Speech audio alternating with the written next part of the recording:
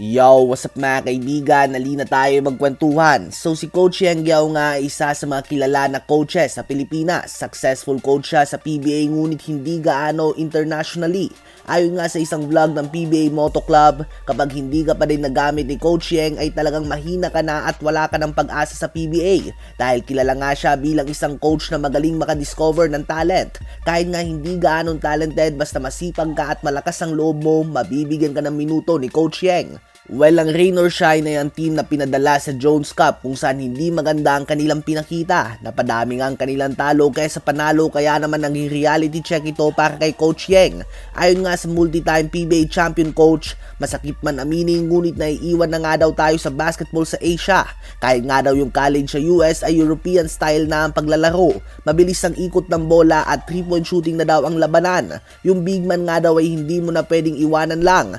Wala na nga daw gaanong isolation, bagkus panay ball movement na lang. Nag-aalala na nga daw talaga siya dahil iwan na nga daw ang Pilipinas. Kung local sa local lang nga daw ang labanan ay mas advanced pa rin ang Korea at Japan sa atin. Kailangan umano na maging mas open tayo sa mga Pinoy na may ibang lahi dahil exposed umano ito sa ibang style of play ng basketball.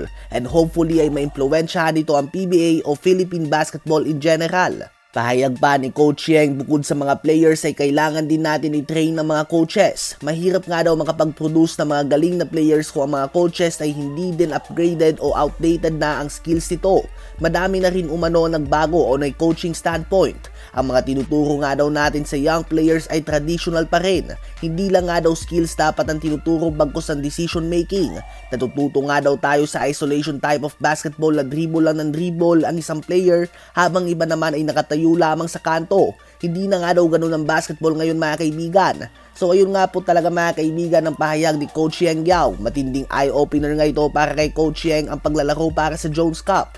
Well, matagal na nga itong sinabi ni Coach Tab Baldwin ng Ateneo Blue Eagles. Hindi na natin problema ang talent ng players. Ang height, ang skills, bagkus IQ at system ang problema natin.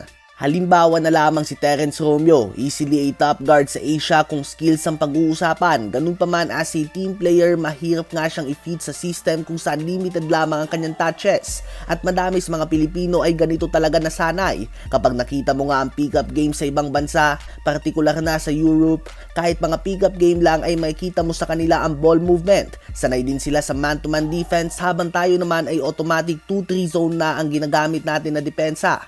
Sa ngayon, ang Gilas nga ay naiiwan na ng bansang Korea at Japan sa system. Talent-wise, naniniwala ako na lamang pa din tayo. Ngunit sa system at coaching style ay tama si Coach Yeng. Iwan na nga talaga ang Pilipinas. Sa sobrang pagkakaiwan natin, nahabol na tayo ng mga bansang Indonesia at Thailand. At nakikita nga yan tuwing SEA Games. Noon, Team B o Team C lang ang pinapadala natin dito. Ngunit ngayon ay natatalo pa din tayo kahit andyan na ang mga star player natin mula sa PBA. Ano ba masasabi nyo tungkol dito?